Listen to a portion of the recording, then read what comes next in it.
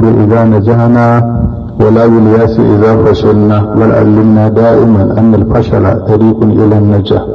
والصلاة والسلام على سيدنا ونبينا محمد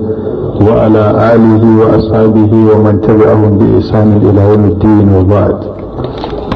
kamar yadda mai gabatarwa ya ce yau a wannan dare mai tarin albarka za mu magana ne a kan addibu auladakum ala thalathi khisalin hubbi nabiyikum sallallahu alaihi wasallam wa hubbi ali baitihi wa qira'atul qur'an. to ka fara magana au yuzawwijuhum zuqranan wa inasa wa yaj'alu man yasha'u aqima, shine yake ba wanda iso ‘ya'ya mata tsura kuma shi ke ba wanda ya so ‘ya'ya maza tsura,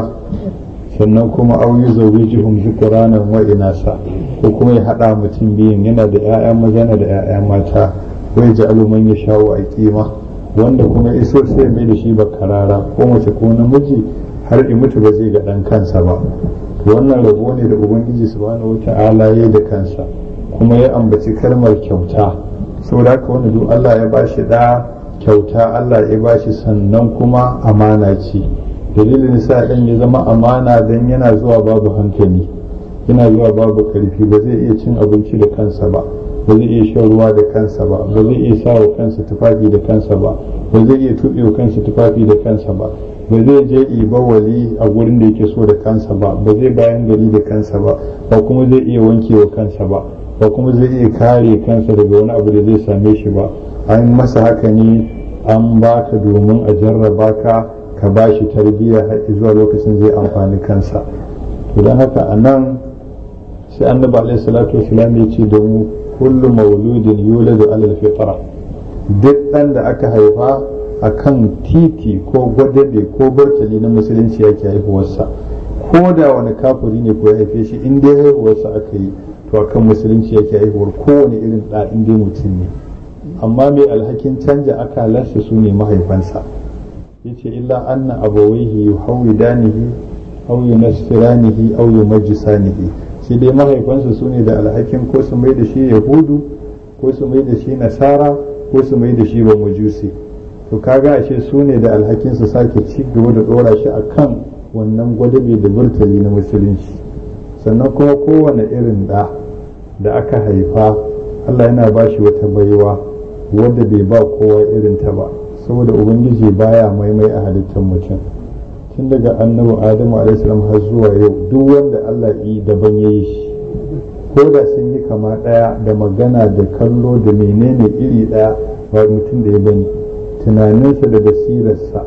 da irin hasken da Allah ya saka masa ya bambanta da na ɗaya. saboda haka wannan shine ake san aka zo tarbiyya a ba ta kulawa, domin wannan baiwar Allah ya bashi ita ne don ya amfana kuma ya amfani wanda za su rayu a lokacinsa, sannan kuma ya bata gado wanda za su zo a bayansu su masu ci gajiyarta. wannan shi sa ake da buƙatar yi wa ɗa tarbiyya. idan aka zo tsarin tarbiyya a musulunci akan raba tarbiyya shekara bakwai so uku. akan ɗauki bakwai ta farko kusan jikinsa kawai aka fi so a ba kulawa, hanyar cin abincinsa tun daga bashi nonon uwa,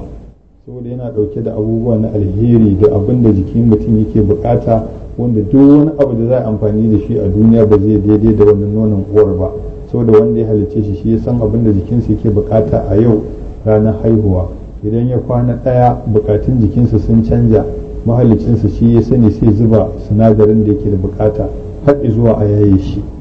to saboda haka ake kulawa da jikinsa wajen ba shi ci da sha da sutura wacce ta dace lokacin sanyi da wacce ta dace lokacin zafi, sannan da kuma abinci wanda zai gina jikinsa ba wanda zai sa cikinsa ya koshi kuma jikinsa yana jin yunwa ba. to wannan aka ake yi wajen tarbiyyar mutum. shekara bakwai ake ba jikinsa tarbiyya, duk abin da zai tashi hankalinsa ba a so, ko a firgita shi ko a tsorata shi ba za a yi ba. a bar shi ya hau wani guri mai tudu ya gangaro ya buge ba za a yi ba. a bar kansa ya gwari da jikin wani abu ba za a yi ba, saboda kwakwalwa tana da matsala kuma ita ce tafi komai tsada a jikin dan adam. sannan wani abu mai illa ko reza ko allura ko matse fata ko kibiya ba za a bari inda yaron yake daudala ba kuma za a ce da shi bari ba, saboda wannan barin rashin iya tarbiyya ne. amma an ka ɗauki abin bai gani ba ma balle ka ce masa bari. ba za a bar kananzir a gurin ba za a bar ashana ba za a bar garoshin wuta ba kuma za a bar ruwan zafi ko mai tafasashe ba, saboda jikinsa kar ya samu matsala.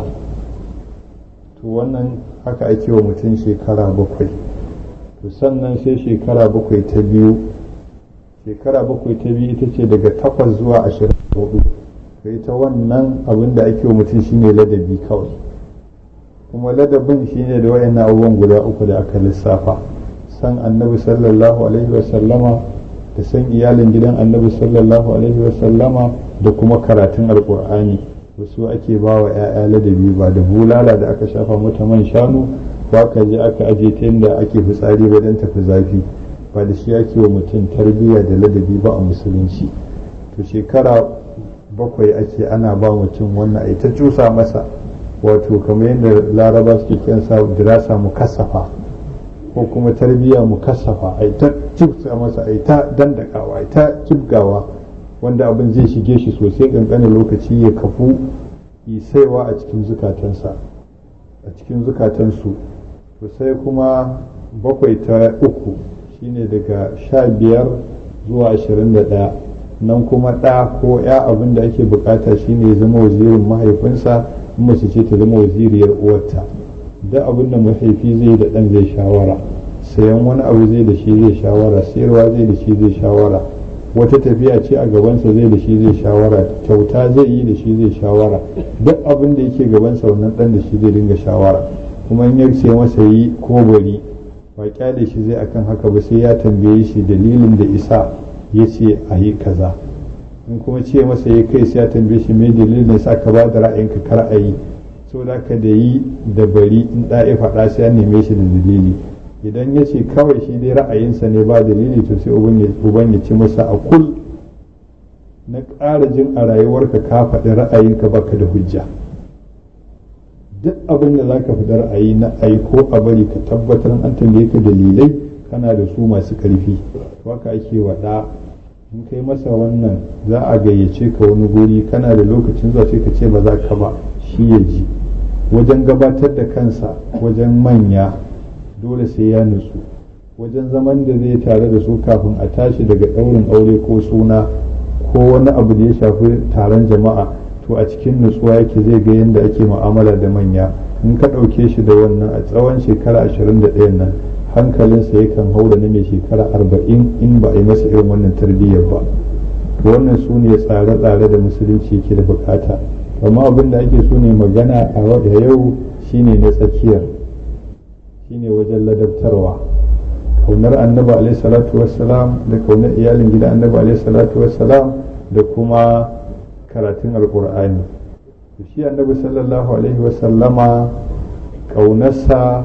ake so a cusa a cikin zukatan 'ya'yan musulmi, domin kaunar ke kaka gida ta kama kamar yadda lalle yake kama fata. to idan wannan kauna ta kama, me zai biyo baya shine koyi. da duk wanda kake kauna to fa za ka yi koyi da shi ta kowace irin fuska. idan aka yi koyi da shi, menene zai biyo baya shine alheri. menene wannan alherin? shine Allah sai ya soka. idan Allah ya soka shikenan ka gama samun alheri gabaki daya. bisa ra'ibatul adawiyya take cewa laitaka tarda wal anamu gidabu, ina ma Allah ka yadda da ni duk halittar ka ga baki ɗaya su fushi da ni. laitar lazi bai ni wa bai naka amirun wa bai ni wa bai na al'alami na harabu. ina ma a ce dangantaka take tsakanina da kai rayayya ce, amma wacce take tsakanina da kowane irin halitta, kowace irin halitta ko mutum ko mami ta zama ta ruguje ba ta da ba amfani ba ma ita. sai ce idan niltu minka wudda fal kullu hayyun fa kullu allazi fawqa turabi turabun. in dai na sami yadda sauyayya ka kaso ni, to duk abin da yake duniya ya zama a tafin hannuna, ya zama nawa, ya zama ba shi da wani sauran wahala, ya zama sassauka, domin duk abin da yake doron ƙasa ƙasa ne. idan Allah ya ce yana son ka shikenan innal ladzina amanu wa amilus salihati sai ja'ala lahum ar-rahmanu wadda in yace yana sannan naka matsalar abin da zai fara yi shine sai kira jibril alaihi salam sai ce jibril ina son wani ka sani sannan sai na umarce ka kaso shi sannan tafi sama har sama bakwai duk almalakul a'la ka gaya musu ina son wani sannan kuma sai ya saukar da soyayyaka da farin jini da kabuli a cikin halittarsa ta ƙasa gaba ɗaya hatta kiyashi wannan sai ya so ka sai dai ba za ka sani ba kai ko yaƙi za a yi da kai makaman abokan gabar ma san ka suke don ka ba sa tasiri to haka ubangiji subhanahu wataala ke to wannan shine samara ta koya wa 'ya'ya san annabi alaihi salam in sun so shi to fa za su yi koyi da shi in sun yi koyi da shi za su ci riba cin riban nan shine Allah zai so su so shi kuma wato ɗabi'unsa da halayensa an tambaye mai ɗakin sa Aisha radiyallahu anha sai ta ce khuluquhul qur'an ɗabi'unsa gaba ɗaya qur'ani in kaga annabi alaihi qur'ani ne kawai ke tafiya baya saba umarnin qur'ani duk abin da kaga ya rayuwarsa qur'ani ne to saboda haka idan aka koya wa ƴaƴa wannan shikenan shi kuma koya musu san annabi alaihi salatu wassalam ba ta baki ake furin ba za ka faɗa musu da baki kuma za ka yi a aikaci a aikinka lallai 'ya'yanka su fahimci annabi alaihi salatu wassalam yana da kima a gurinka ta hanyar duk inda ka ji sunansa to za ka yi masa salati sallallahu alaihi wasallam kuma za ka umarci yaran nan su ji su kayi ka ce kar wanda ya ƙara jin an faɗi sunan bai salati ba da an yi ba su faɗa ba kai maza ka ja hankalinsa har a waye gari su kansu su yadda da wannan sannan za ka iya ɗauko wani abu ka bayar ka ce wannan ƙaunar da nake wa annabi alaihi salatu wasallam shi yasa wannan abun kun ga na fi son sa fiye da komai to na ba da shi saboda wannan ƙaunar to yayanka za su fara ɗaukan darasi ba da baki ba sannan idan aka ce ga wani ya zo yana da dangantaka da annabi alaihi salam to za ka ga nan da nan ka karbe shi hannu biyu ka girmama shi wanda za ka girmama shi yana magana a wannan a yana da dangantaka da annabi alaihi salam in malami ne ka gan shi nan da nan za ka ina ka saka ina ka aji dan iyayenmu da kakanninmu sanin darajar annabi alaihi salam ta sa idan suna gida aka ce ana sallama waye aka ce malam wani ba sa fitowa da rigar da take jikinsu sai sun koma sun sake tufafi sannan su fito saboda me saboda su girmama shi yana dauke da sakon annabi alaihi a cikin zuciyarsa shine yake gadon annabi a lokacin sai ya saka sai sun canja tufafi sannan za su fito su gaisa da shi to haka ake so kai wa 'ya'yanka irin wannan sannan idan wani abu ya taso komin darajarsa komin girmansa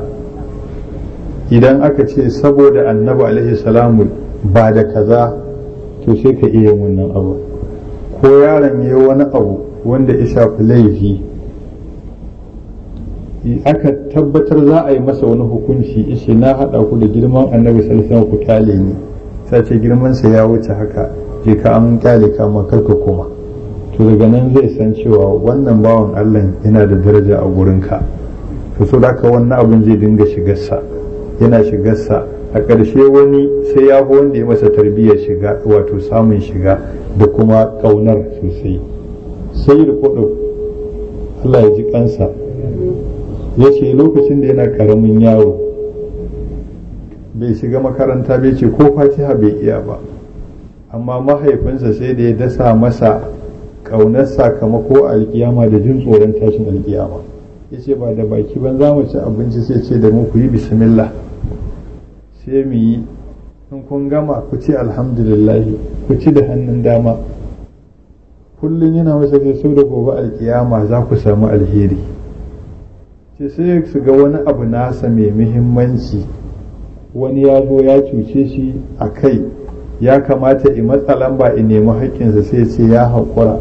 baba saboda me yace saboda ko ni ma gobe kiyama Allah ya ji kaina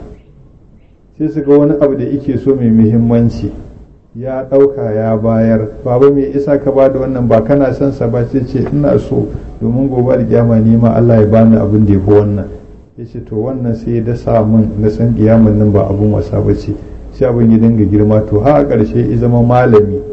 ya zama malamin ba irin na ƙasa ɗaya ba ma ya zama na duniya gaba ɗaya. Da lokacin da rikici ya haɗa su da Jamal Abdul Nasir, ba duniyar musulmi ma ta kafirai ma gaba ɗaya ta ja hankali Abdul Nasir karbi da mutumin nan, wannan irinsu ba a taɓa su domin a duniya ba a irinsu da yawa. To saboda wannan ne yasa ya rubuta littafi yana kinsa mashahidul qiyamati fil qur'an. Duk inda qur'ani magana tashin alƙiyama sai da ya ware sura 50, ya fitar da guri daban-daban guda 150, ya yi sharhi yi bayani akan alƙiyama. Da ya gama ya ce ya ba mahaifinsa kyauta sadaka littafin, duk wanda ya karanta a rubuta mahaifinsa, saboda shi ne isa na da shi alƙiyama har i gane, har yi ilimi kuma ya zo ita ce ta iganta kamar ga kiyama tana tashi. To haka ake wa ‘ya'ya tarbiyya wajen cusa musu ƙaunar annabi sallallahu alaihi wasallam. Sannan bayan aiki a aikace, to ana so kai ta cusa musu ma'anar wato ɗabi'unsa, halayensa. Annabi alaihi mai kaza ne, annabi alaihi mai kaza ne, a cusa musu cewa annabi alaihi mai kunya ne, saboda kunyarsa ya zama na ana kwatanta shi da amarya irin ta da kafin a yi mata bodar kai, ba amarya irin ta yanzu ba. Dan amarya yanzu ba mai kunya ba ce, inda kai mata aure yau misali laraba, to rana ita sai a ganta a unguwa, to so da haka wannan ba ma za ka sa ta cikin masu kunya ba. To irin ta da annabi suna da kunya fiye da irin wannan. To ita kuma kunya irin alherin da take ɗauke da shi shine kusan ita ce tushen duk ɗabi'u na gari. Idan mutum yana da kunya, to za ka same shi akwai rufin asiri. Idan kuka yi magana da shi har i mutu wani ba zai ji maganar ba, to amfanin kunya kenan. Sannan idan mutum yana da kunya, idan ka ba shi ajiya, wannan ajiyar yadda ka ba shi in ka zo nema haka zai da maka da ita, amma idan babu kunya zai iya ci. In ka zo kun ya ke magadas ya ce maka yaron ta ko kai barbale ka da faɗa cewa ka san kana da bukata ka bari ya daɗe. Sannan idan mutum yana da kunya, idan ya yi rance yana biya, amma idan babu kunya, idan mutum ya rance ba zai biya ba, sai ya ke magadas ya ƙi biya, kuma idan wata buƙatar ta taso ya sake komowa gurin ka, kamar ba shi ne ƙi biyan ka ba, ya marerece maka ya ce ka sake bashi. Ko kuma mutum ya zama da lallami zai ɗau bashi ranar biya kuma sai da dambe, to kaga mai kunya ba zai wannan ba. Sannan kuma mai kunya shine idan an je bakunta gurinsa yakan girmama bako, yakan kula da bako, yakan taimakawa bako, yakan yi masa shatara ta arziki. Amma wanda ba shi da kunya sai a zo gurinsa ba zai girmama kowa ba. So saboda haka ake koya wa 'ya'ya kunya, a kuma nuna musu ɗabi'ar annabi ce alaihissalam, domin akwai kunyar ga irin abubuwan da za a samu. So da haka idan yaro ya yi wani abu wanda ba mai daɗi ba, ya kuma ƙoƙarin ɓoyewa kar a ga yayi, don haka ba a son iyaye ko wani babba ya je ya ƙure shi, ya ƙunata masa hali ya ce dan me kai kaza. In yi haka ya ruguza siffar kunya a cikin zuciyar yaron. In ya ga yaron ya abin ya kau da kai baya son a sani, sai babba ya nuna bai ga an yi ba. To da in ya nuna bai ga an yi ba, to wannan kunyar za ta ci gaba da girma tana tsoro a cikin zuciyar yaron. Amma daga inda ya kore shi nuna masa abin, ya ruguza kunyar, daga nan yaron sai ya so mu daina jin kunya, a ƙarshe an cuce shi kenan. To wannan ita ake kula dangane da annabi alaihi cusa wa yara wannan. Sannan kuma ana cusa musu cewa annabi alaihi salamu baya haɗama. Tun yana ƙaramin aka kawo abinci da yara, idan suka zo suka daka wawa shi sai ya ɗauke hannunsa. In ya yi lauma ɗaya ta isa, in ma bai samu dama ba ya haƙura, ko ba zai kai kuka gurin kowa ba. So da haka sai a koya wa yara haka, cewa kuma annabi alaihi salam ya gaya wa ɗan uwan Salama da ya zo gidansa lokacin da ya aure ta, ya zo mazaunin agola, da ya ga yana cin abinci yana saka hannu ko ina, sai ce da shi dena, in za ka ci abinci samillaha, ambaci sunan Allah ce ne bismillahi. To sai ka koya wa ɗanka in za ka ci abinci sai ne bismillahi. Haka annabi sallallahu alaihi wasallam yake, yana cewa bismillah in zai ci abinci. Sannan ka ci da hannun dama, annabi alaihi wasallam zai ci abinci da hannun dama yake ci. Sannan kuma ci iya gabanka, annabi alaihi wasallam ya ce kul min ma yalika, ci iya gabanka. kar ka ciwo gaban wani, kar kuma ka fara cin tsakiya. In ka fara cin tsakiya albarka take sauka, abincin ta daina sauka kenan. To sai a koya wa yaro wannan. Idan ya taso yana ƙara girma ba zai zama mutum mai haɗama ba zai zo mai hangen abin hannun mutane ba, saboda farkon abin da zai haifar masa da wannan shine a gurin cin abinci an kashe wannan cutar a cikin zuciyarsa, baya cin gaban kowa sai iya nasa. saboda haka an kashe masa haɗamar me wane yake ciki me wane yake samu, don haka bari in masa kyashi, an raba shi da wannan tun farko. Bana nuna wa ɗa wannan. Sannan idan ka gama cin abinci sai a ce to su ɗe 'yan yatsunka, don manzon Allah sallallahu alaihi wasallama in ya gama cin abinci su ɗe 'yan yatsunsa yake. To sai dai kuma sai ka koya masa ta yaya yake su ɗe 'yan yatsun. Wajen cin abincin ma inda hannun zaka ci sai ka koya masa, domin da 'yan yatsa uku yake ci, wani lokacin kuma da 5 ɗin gabaki ɗaya. Sannan kuma yadda zai zauna ya ci abincin ma baya sha giɗewa, mafi yawa zama iki sosai, ya buɗe ƙafafuwansa, mazaunansa su taɓa ƙasa, ƙafarsa ta dama da tagu kuma ya kwanta ɗaga su haka kamar a ɗan a kafe, kamar irin yadda mutum zai zaman sallah ko kuma zaman raƙuma, amma zai raba ƙafafuwan nasa haka yake zama, saboda rashin girman kai ya zama irin na sarauta ko wani abu nuna isa, baya wannan. Kuma an ce tun da yake bai taɓa cin abinci akan tebur ba, to sai ana musu haka. Sannan kuma alaihi salatu wassalam wata ɗabi'arsa bai taɓa cewa da ɗaya daga cikin matansa kamun abinci ba, saboda kamewa. In zai zauna daga safe zuwa dare ba ka masa abinci ba zai magana ba. In zai wuni ran nan daga asuba zuwa wata asubar ba ka masa abinci ba, ya haƙura kenan. Amma tun da iki bai taɓa cewa a kamun kaza ba, sai dai da hankali su fahimci lokacin ya kawai a kamasa. Ko bai taɓa ganin wata dabba kyakkyawa ana kiwo ta yi kyau ta kitse yi sha'awar ya ce wannan ina ma a yanka ta ba, bai taɓa yi ba. To sai a koya wa yara irin wannan hali da shugabanmu alaihi salatu wassalam yake da shi kyakkyawa. Sannan sai a koya masa suɗe 'yan yatsun, kamar yadda annabi alaihi salam yake suɗewa. Sun ya zo suɗe 'yan yatsu, dogon ɗan yatsa shi ake fara suɗewa, sannan na biyu mai binsa, sannan ɗan kori, sannan kuma a da a suɗe babban ɗan yatsa, sai kuma a ƙare da ɗan yatsan da ake tahiya da shi shine mununi, wanda laraba suke kinsa sababa. To haka ake suɗe ɗan yatsa irin na annabi sallallahu alaihi wasallam. Sannan sai a koya masa idan za ka sha ruwa ka sha irin yadda annabi alaihi salam ya koyar da shan ruwa. Hanya ta farko ta shan ruwa shine sai ka ga ruwan, saboda haka ashe ba za ka sha ruwan buta ba za ka sha ruwan da yake cikin jarka ba, kowanne ne sai ka juye ka ga ainihin ruwan sannan za ka sha. Amma in dai ruwa ba ga cikinsa ba to ba za a sha ba. Wannan shine ita ce ka'ida ta ɗaya ta shan ruwa. An ce wata rana wani sahabin annabi sama ya taɓa tafiya da zafin rana, wuni bai je garin da za ce ba sai cikin dare,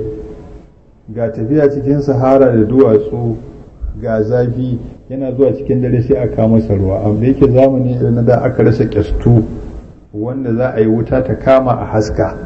sai je gashi ina jin matukar kishirwa, amma rashin ganin ruwan ya saba wa sunnar annabi alaihi salamu, dan haka ba zan sha ba. sai sunna din wato guda ɗaya ta kari, dan haka ba zan sha ba. To ka'ida ta farko sai kaga cikin ruwa,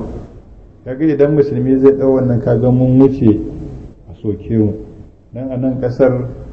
akwai mutanen da suke sukan wanda ba musulmi suna cage musulmi gidadawa, wanda suke ɗaukan buta su girgiza sannan kuma su sha ruwan ciki. Kaga musulunci ya hana mu wannan. Annabi sun bai yadda ka ɗauki ruwa ka sha ba tare da ka gan cikin ruwan ba. Sannan na biyu, in an zo shan ruwan tsotsar ruwan ake ba a kwankwada, ka dinga kwakwat irin shan ruwan tattabara ba a yi, yana haifar da ciwon hanta. Saboda haka sai dai ka tsotsa. shi sa annabi alaihi salam yake cewa musulma a masan wala ta ubuhu abban, in kun tashi shan ruwa tsotsa za ku yi ba kwankwada ba. To sai an nuna wa yaro wannan. Sannan na uku, idan ya zo shan zai ce bismillah. Sannan kuma ya tashi in ya sha baya shanye ruwan gabaki ɗaya a lokaci ɗaya, in ya sha ana so ya sauya ajiye abin, ko kofi ne ko ƙwarya ce ko kwano ne, in ya sha to ya ɗauke sai ya huta. Malamai suka ce saboda zuciya da huhu aiki da suke ta ba ƙaƙƙautawa, idan ka zuba wannan ruwan to wani tilili zai taso mai ƙarfi, kamar yadda da za ka jefa wani ƙarfe a wuta ija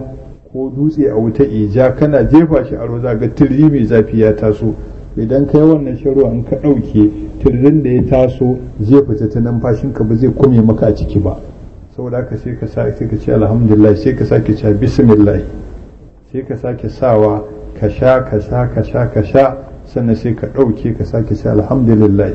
In ka huta numfashinka ya fita, wannan tililin ya sake fita, to sai kuma ka sake sawa ka yi bismillah ka sha. In shanye shi za ka ga baki ɗaya ma shi kenan. Amma so ake shan ruwa sai ka yi sha 3 a lokacin da za ka ƙoshin, ba a ce kawai da ka ɗan kurɓa ka ajiye ka sake kurɓa ba ko ba ƙoshi ba, za ka sha sosai ka ƙoshi amma ka raba shi 3. wannan ita ce sunna ta annabi alaihi salam. sannan kuma min babi aula, in za ka sha ruwa an fi so ka sha a zaune, domin annabi sai yana mana wannan aula kenan, in za ka sha ruwa ka sha a zaune. amma kuma ya sha a tsaye don ya nuna wa musulmi daga ranar har tashin alkiyama shan ruwa a tsaye ba haramun ba ne, amma ko ba ana nufin azarci a kansa ba. so da kana sama fahimta akwai ayyuka da dama da annabi alaihissalam yakan yi don ya ilmantar, ba su aka fi so ba saboda kada a bayansa wani a musanta masa. amma mutanen yanzu da yawa, idan mutum ya je karanta hadisi wataƙila bai san hadisin ba, bai san dalili ba, sai zai ce muku ai na ga wani abu kaza a hadisin, ka tambaye shi saboda mai annabi yi wannan bai sani ba. saboda haka akwai buƙatar hattara a yawan maganganun da mutane suke da yawa, waɗanda suke magana akan hadisi bai san hadisin ba. to don haka wajen shan ruwa haka ake yi, a sha daga zaune. saboda haka sai ka ga ruwan, sai ka yi bismillah, kuma tsotsa ake yi,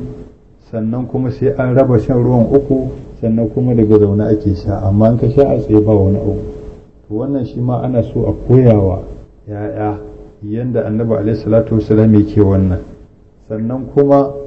sai a nuna musu cewa annabi alaihi salam koyaushe yana tare da mudubi, saboda duba fuskarsa idan akwai wani abin fasatar gyarawa ya gyara. saboda haka sai ya aje mudubi saboda koyi da annabi alaihi salam, ba dan maganar mutum ya zama dan gaye ba, irin yadda yake tsammanin turawa ne suka fito da nan kafin a haifi uwar mai sabulu balbela take da wankanta, kafin a haifi uwar baduku kuma borin turke yake da jaka. so saboda haka kafin waɗannan bature ci gabansa gaba ɗaya a duniya har zuwa yanzu da yake magana na bai shekara 300 ba. bayan 300 da suka wuce bature ke dahumi ne na inna naha, wanda idan aka ce mutum yana da taɓin hankali sai su je su aske kan, ba su ga aljan din ba sa adda su datse kan kawai shi kenan. asibitin su ba san inda ake aje dan adam in ya mutu ba, gawa ta dade ba ta komai ba, sai dai aka ga mutum gawaki tana zubar ruwa sosai tana narkewa, ta haka turawa suke. lokacin da Haruna Rashid ya aika wa da Shalman, lokacin shine emperor na kasar Rum, ya aika masa da kyautar agogo, fadar Rum gaba ɗaya aka dare aka gudu da sarkin da kowa aka ce an ji wannan abin yana wata ƙara kat aka ce ko shedan ne a ciki. to yan gayu da ba su san musulunci ba sai su ɗauka su yanzu wayayyu ne, bature ne koya musu. bature kuwa har yanzu da ruwan kashi yake wanka, domin bature baya tsarki. tangaran ɗin ban ɗakinsa ta fi jikinsa ƙima, da in yi kashinsa a ban ɗaki yakan ja ruwa ya wanke tangara, ma baya wanke jikinsa, sai dai ya sa toilet paper ya goge, ya fito haka kandas yana yawo a wofi. to me wannan ba zai baka sha'awa ba. in ya je ya isa ya saka baho a gidansa ya cika shi da ruwa, ya shiga ciki ya jika kashinta na kwana da kwanaki, kuma ya wanka da ruwa. to ga ba za ka koyi da wannan ba. annabi sallam da shi ake koyi, yana rike mudubi. in ya duba fuskarsa kuma yakan yi addu'a ya ce Allahumma kama hassanta khalqi fa hassin khuluqi, Allah kamar yadda ka kyautata surata ina so ka kyautata ɗabi'ata. domin dan adam yana da sura ta fili, yana da ta ma'ana.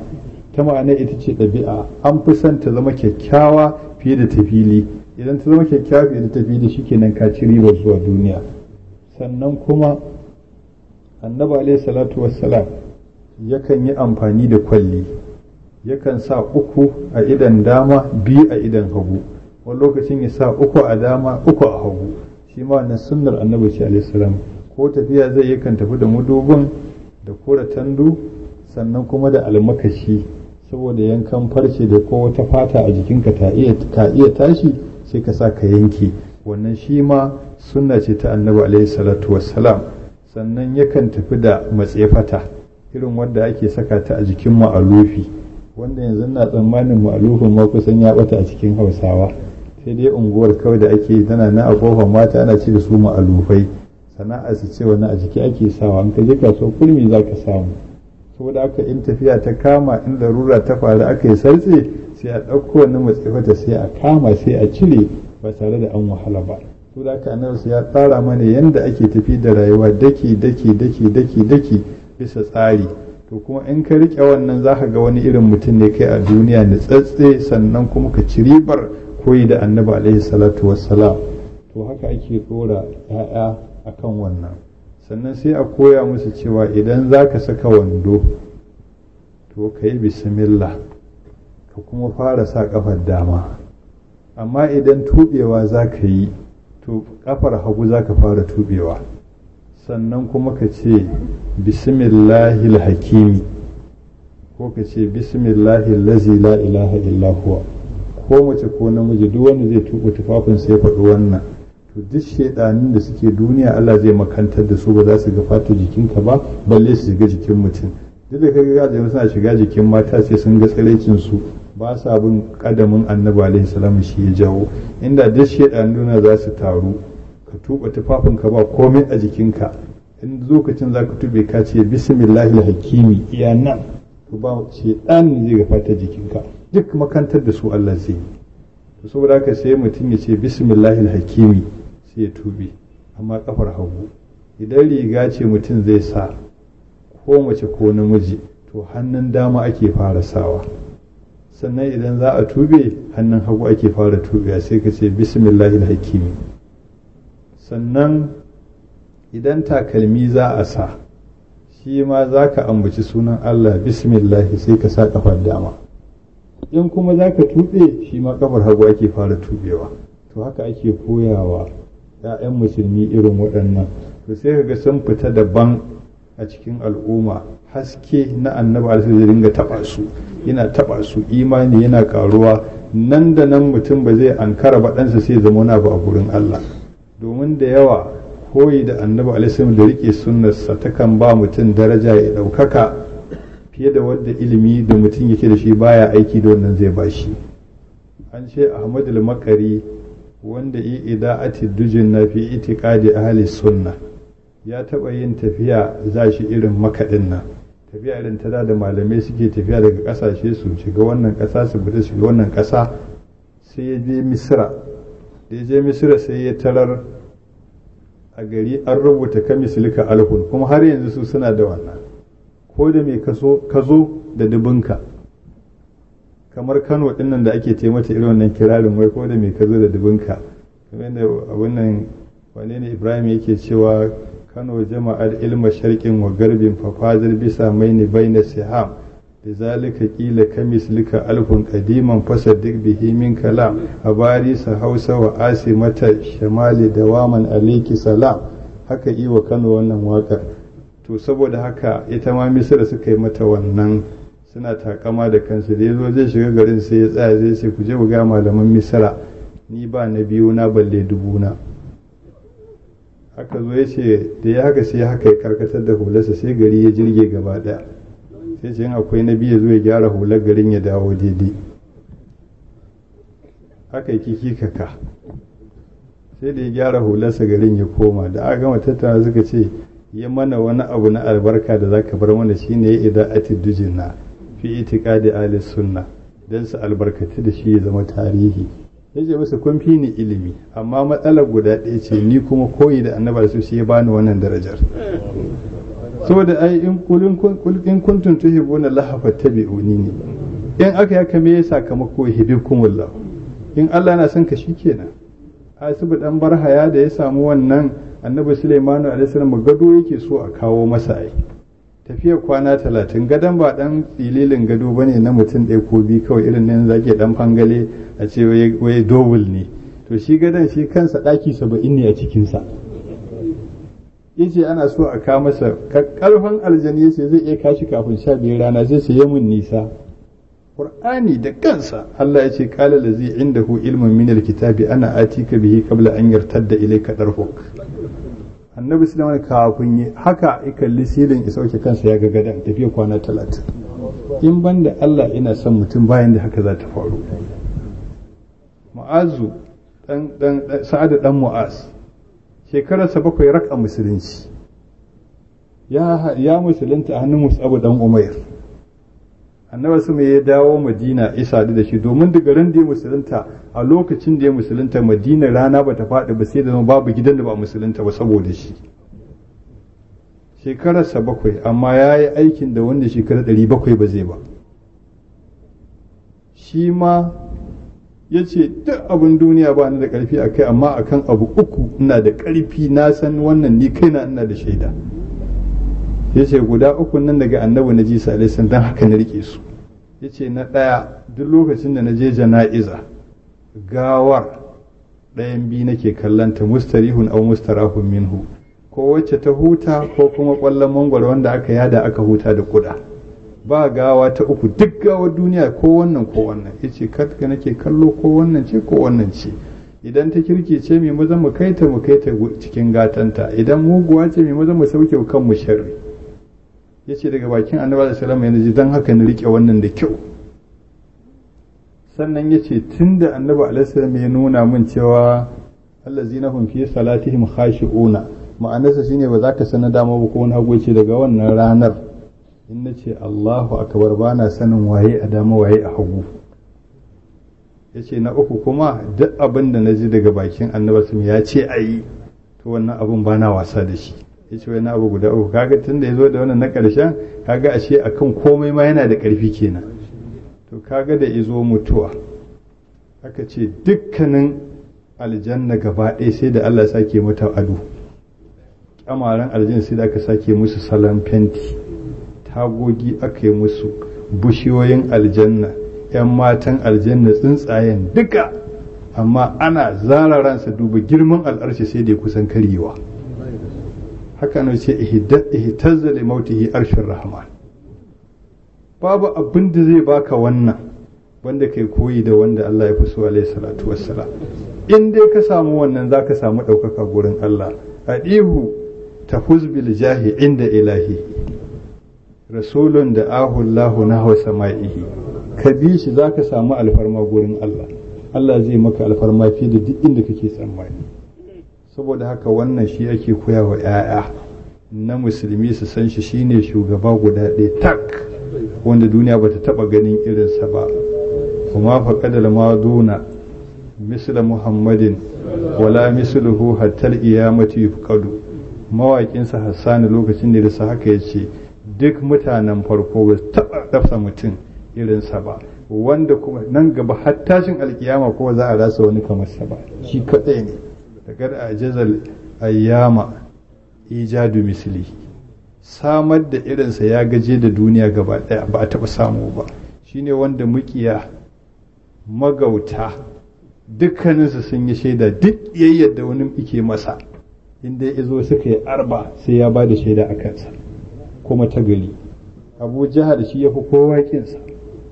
ba irin rigimar da bai amma da aka tambaye shi a muhammadun sadiqun am kazibun sai ce wallahi inna muhammadan la sadiqun ma ka zama muhammadun qaddu ya ce wallahi muhammadu mai gaskiya ne tun da ike bai taba ƙarya ba kaga muki ne wannan sannan daga cikin mukiyansa na yanzu turawan nan da kake gani dukkaninsu sun shaida wannan bawan Allah bai taba mutum irinsa ba akwai wani baturan jamus yanzu da ya ga duniya irin rikicin da take ciki kullum majalisar ɗinkin duniya ce zauren majalisar ɗinkin duniya a zo a tattauna a yi kaza wannan ta hau kujerar naki waccan ta ce ta hau kujerar bata ki ba ana ta yi a zo a yi ta yaƙi duniya kullum ta rikice can sai kunnan bakin wake ake can kaza ake yi shine ya ce kai da shugaban nan na musulmi da yake madina da Allah ya sa yana da rai idan kuka ba shi funjalin shayi irin karamin nan na buza wanda suke shan ɗan sha nan mai ɗaci ya ce kafin ya sirɓe shi zai warware matsalar duniya kakaf tuni za ta fita ai ba taɓa kawo masa matsala ya yi tunani ba kana faɗar ka zanen take zai warware maka ita to ga muna da shugaba wanda ya kamata mu koyi da shi domin mu samu ɗaukaka gurin Allah subhanahu wataala to haka ake nuna wa 'ya'ya su san cewa kun ga naku shugaban babu irinsa a duniya ko muki ya faɗi haka to wannan abin da ya faɗa ku gaskiya inda yana nan a yanzu alaihi salamu duk wannan rikicin na duniya wallahi kafin ya sirka wannan kwab din shayi zai warware shi kakaf sannan wani daga cikin mukiyin nasa shi ma sai yake cewa shi ya yarda a duniya babu irin annabi alaihi salatu wassalam dalilinsa anan shine maganarsa kawai kowa ya faɗi magana sai an auna amma ta annabi alaihi salam ba a auna ta ba kuma a neman hujjar soja faɗa sai dai a nemi tabbashin shi ya faɗe ta in an samu haka an gama sannan annabi alaihi salatu wassalam ba a taɓa makhluki a duniya da ya nasara irinsa ba domin tun daga ranar da ya je isra'i sallallahu alaihi wasallama ya dawo jibril ya zo ya nuna masa lokacin sallah azhar har zuwa azhar ta yau ba a taɓa fashi ba wanda ya wannan nasarar banda shi a duniya sannan kuma irin yanda ita a wannan lokacin haka ake yin ta yau sannan la'asar da ilan da ida daga isra'i haka aka yi ta yau magaribar da haka aka yi ta yau ishar da haka ta asuba ma haka take su raka ba taɓa samun makaluki mai nasara irin wannan ba saboda haka sallolin duk da aka yi a duniya yau iri ɗaya aka yi kowace an karanta fatiha tare da sura ta alkur'ani a zahar an yi biyu fatiha da sura an zauna an yi tahiya kuma an sake yin biyu an kuma yi sallama haka a la'asar haka aka yi magarba an yi biyu fatiha da sura a fili an yi ta ƙarshe fatiha a ɓoye isha ma an yi biyu fatiha da sura karatun a fili biyu fatiha kudin karatun a ɓoye duk duniyar musulunci haka kowa yi amma da za ka zo kano ma ba wani gari ba sabon garin kano ka je da coci suke ga coci ɗaya a nan ga ɗaya a nan ranar ladi in suka yi sabis ba za ka tarar abin da aka yi a wannan ita aka yi a wancan ba za ka samu haka ba to babu shugaba a duniya irin wannan to saboda haka ake so a nuna 'yan musulmi su daina hangen wa'yansu mutane can wa'yanda ba kowa ba rikitattu ruɗaɗɗu a ɗauke su a dinga ɗaukan su mutane shi sa za ka 'ya'yan musulmi in sun shiga university sai ga mutum ya zama marxist sai ce wai Karl Marx wani abu ne shi a duniya saboda haka zai koyi da shi zai yi kaza saboda bai san tushen sa bai san darajar inda ya fito ba amma da an nusar da shi annabi ya san waye to da shi kenan an gama kuma duk wani tarihi na duniya da wani tunkaho da wani filosofa yake yi in ka ɗago shi in ya gama in ka ɗauki abin da annabi alaihi sai ga yayi maganin wancan domin masu jare hujja masu kwaminisanci sun ce duk matsalar ɗan adam a duniya ta kuɗi ce duk abin da ɗan adam yake shiga na kuɗi ne duk abin da zai sai don kuɗi zai abin da zai samu ko ishi ko isha in ba wannan ba zai ba su da suke ta wannan sai annabi alaihi ya nuna duniya ƙarya ne wannan saboda haka ya tarbiyyanci mutane su ne muhajiruna da ansaru tarbiyyar da ya bayar